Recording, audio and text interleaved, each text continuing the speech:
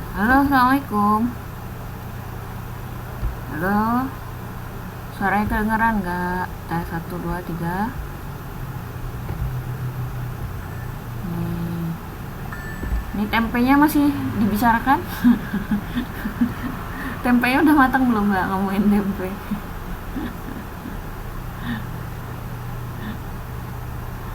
Ya, udah mbak, udah di absen. Ya, apa kabar teman-teman semua? Sehat? Cemilannya udah siap, makanannya, minumannya. Tempenya mana tadi ngomongin tempe?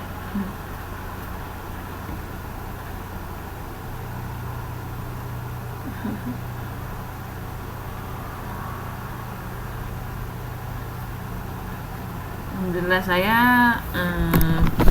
sempet flu, alhamdulillah nggak flu tapi kemarin berapa hari sempet itu juga tepar.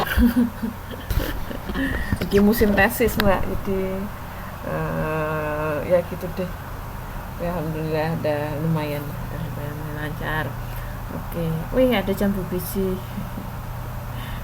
Lemparnya lewat mana mbak? Saya nangkep nih, saya tangkap jambu bijinya. Oh ya videonya makasih ya. udah lihat udah lihat videonya, kiriman videonya.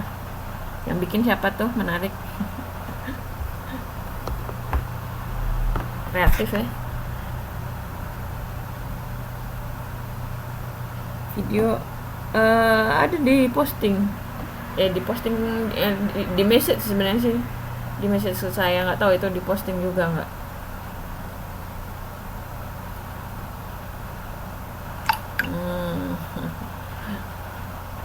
Oke. Ya, hari ini kita pertemuan terakhir ya. Pertemuan online tutorial ke-6. Minggu depan teman-teman nanti mulai pelajaran yang lainnya. Jadi dengan saya terakhir hari ini. Nanti ada UASnya Agustus kalau nggak salah ya.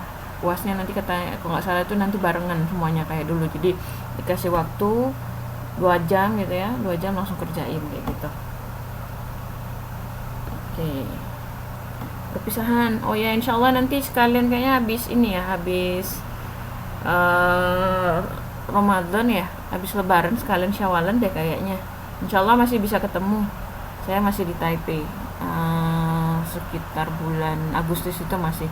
Saya pulang itu baru tanggal-tanggal berapa ya, tanggal 10 lah, 8, 9 atau 10 masih belum pasti. Masih sekitar tanggal itu. Kangen suara saya, serak-serak becek mbak. Oke ya. Jadi malam ini kita lebih banyak kayak review, terus ada sedikit tambahan aja, diskusi seperti biasa tetap ada. Terus tugasnya jangan lupa ya, tadi saya udah cek tugasnya, ada masih beberapa orang yang belum kumpulin. Terus saya sempat tadi kirim message juga ke beberapa orang, karena kan kemarin yang tugas kelompok ya, tugas kelompok itu saya mau ngecek siapa yang waktu pengerjaan tugasnya ada yang tidak bisa ikutan, tidak hadir kayak gitu. Karena nanti itu kan dihitung sebagai nilai tugas ini, nilai UTS. Jadi kalau misalnya memang ada yang nggak ada yang mengerjakan, itu nanti saya kasih tugas tersendiri gitu. Ya.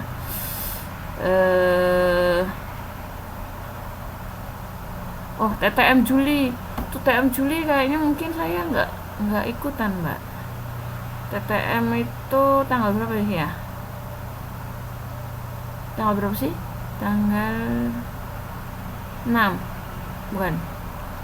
6 itu pas pemilu, Mbak. Saya agak lupa ingat ya.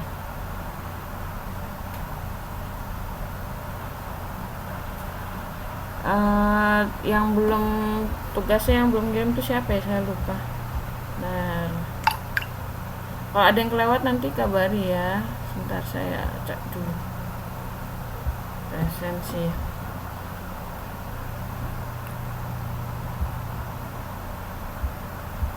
Oh, ada 1, 2, 3, 4. Ada 6 orang belum kumpulkan tugas yang kedua. Ditunggu. Nanti saya posting deh di ini, Di Facebook mungkin juga ada yang karena baru online ya, jadi baru kumpulin tugasnya. Itu saya cek lagi gitu ya untuk tugas. Terus tanggal 13 banyak hadir kayak pengen bukber. Oh jadinya 13 Juli ya. Kalau 13 Juli mungkin bisa tuh saya datang nanti pas buka bersama ya.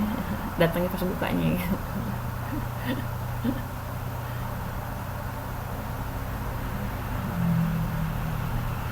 Gitu.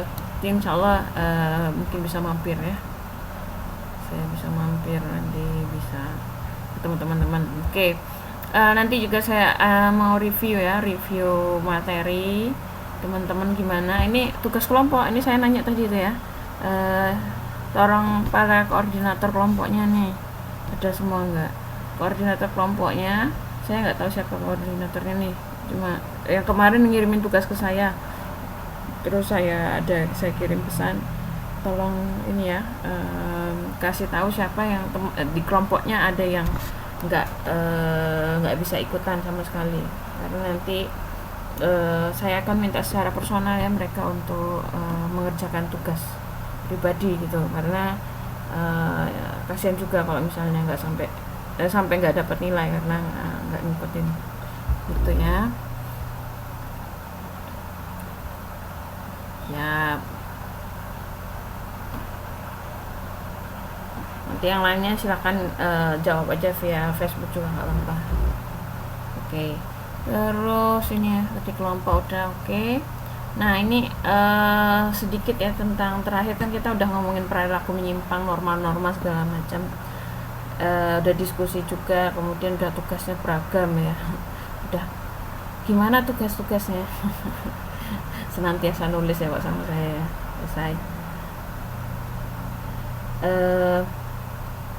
Jadi di sini saya pengen lebih ke membahas kalau misalnya ada tambahan ya dari buku BSC yang saya share itu tentang perilaku menyimpang gitu. Jadi ini konsepnya, secara konsep supaya memudahkan teman-teman memahami bagaimana sih itu perilaku menyimpang, terus bentuk-bentuknya seperti apa. Terus sudah bisa mengidentifikasi fenomena-fenomena yang terjadi dalam sehari-hari. Teman-teman jadi tahu juga gimana minimal cara mengatasi gitu ya di konteks-konteksnya keseharian kita, entah itu dengan orang Indonesia maupun dengan orang Taiwan. Itu teman-teman bisa mulai tidak sekedar melihat-lihat, tapi udah bisa menganalisa ya. Sudah terbiasa kan nulis. udah sering saya suruh mengamati, jadi harapannya sudah tahu cara menyikapi lah minimal ketika ada suatu fenomena gitu. Oke, kejahatan korporat. Jadi ini maksudnya perusahaan gitu ya Mbak. Di perusahaan-perusahaan itu ada kasus-kasus gitu ya. Ada korupsi termasuk gitu. Kerah putih, tahu nggak maksudnya kerah putih? Nih, jadi saya sambil cerita dulu. Nih, jadi ini di tampilan layar teman-teman ya. Ini kan bentuk konsep ya, gambar konsep dalam memahami perilaku menyimpang gitu ya. Ada yang namanya ciri-ciri perilaku menyimpang yang sudah dibahas. Kemudian bentuk perilaku menyimpangnya juga sudah dibahas, teori-teorinya, terus faktor penyebabnya, dan bentuk-bentuk tadi ya, bentuk perilaku menyimpang itu termasuk dalam hal kejahatan tanpa korban itu maksudnya gimana ya? Gak ada korban ya. Terorganisasi ya, dia dalam melakukan suatu kejahatan itu juga perlu diorganisir gitu ya. Terorganisasi itu maksud dia punya satu organisasi tertentu. Itu kalau misalnya kayak kelompok-kelompok teror itu juga ada, kelompok-kelompok misalnya sindikat, sering dengar kata sindikat kan, sindikat pelaku apa. Jadi itu maksud sindikat itu dia sudah memang terorganisir.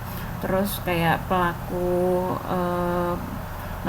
narkotika itu sindikatnya luar biasa, itu besar sekali ya, pemalsuan uang itu segala sesuatu yang dia dilakukan dengan cara mengorganisasi, apalagi kalau udah tingkat internasional gitu. Kalau saya sering nonton film itu kadang sampai serem juga ya, karena uh, kejahatan terorganisasi itu jauh lebih mengerikan, karena yang nggak terorganisir aja udah ngeri, apalagi yang terorganisir gitu ya, gitu, jaringan kelompok gitu ya.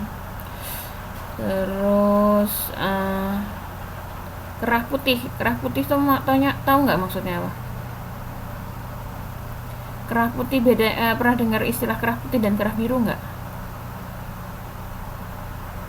Kalau kerah putih itu maksudnya dia pekerjaan formal gitu ya. Kalau misalnya kerah biru itu yang pekerjaan informal gitu. Jadi kalau misalnya kerah putih ada misalnya bentuk-bentuk penipuan, itu juga sama di tingkat apa ya, di tingkat kalangan profesional kayak gitu. Misalnya dia ada orang-orang profesional itu melakukan kesalahan apa ya, penyalahgunaan lah kayak gitu, penyalahgunaan, disebut sebagai kerah putih itu mengistilahkan kalangan profesional ya, di bidang formal gitu, penipu berdasi baju ya. Karena ini memang istilah kerah putih kerah biru itu dimulai dari memang kebiasaan seragam ya, seragam. Kalau misalnya di suatu perusahaan itu seragamnya warna apa, seragamnya warna biru, seragam warna putih, kemudian jadi istilah kerah putih sama kerah biru itu muncul dari situ juga gitu. Terus kalau tadi korporat itu ya, tadi yang terkait dengan perusahaan ya. Kalau governmental crime, tahu government apa? Government, ayo ini pelajaran bahasa Inggris ya, pemerintah. Governmental crime berarti apa? Tindak kriminal pemerintah.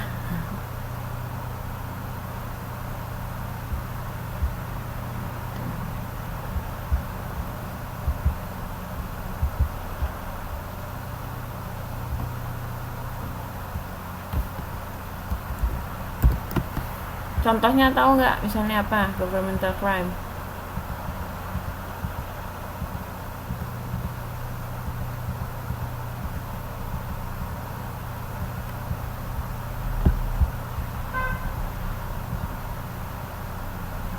Tindakan kriminal pemerintah. Ya, tindakan kriminal pemerintah tuh contohnya gimana?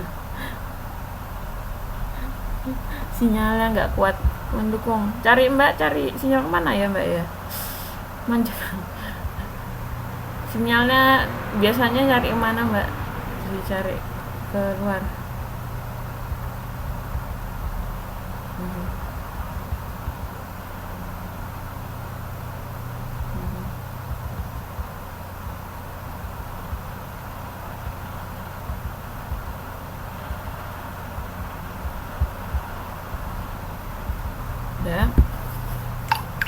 Udah masuk mbak. Jadi itu ya, kalau misalnya kejahatan pemerintah tuh banyak. Misalnya kalau terlihat misalnya teman-teman kasus-kasus korupsi tingkat pemerintahan kan juga ada. Tapi lebih melihatnya yang terorganisir oleh pemerintah itu sendiri, kejahatan pemerintah. Misalnya ada perang sipil itu juga termasuk. Terus kalau saya suka dengar kasus-kasus internasional, itu ada beberapa negara yang juga melakukan governmental crime. Terus kalau misalnya isu-isu politis gitu ya, itu termasuk juga ada kasus-kasus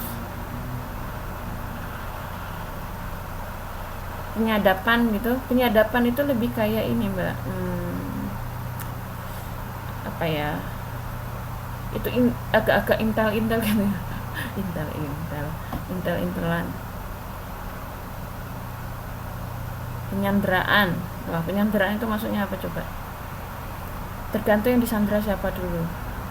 Kalau yang disandra itu misalnya kejahatan terorganisasi gitu ya, ada satu kelompok tertentu kemudian menyandra, atau misalnya sekelompok orang mau nyari uang tebusan. Nah, gitu. Kalau cybercrime apa coba? Cybercrime beda. Penyadapan dengan penculikan, penyanderaan itu beda mbak. Penyadapan apa ya? Disadap, tahu sadap?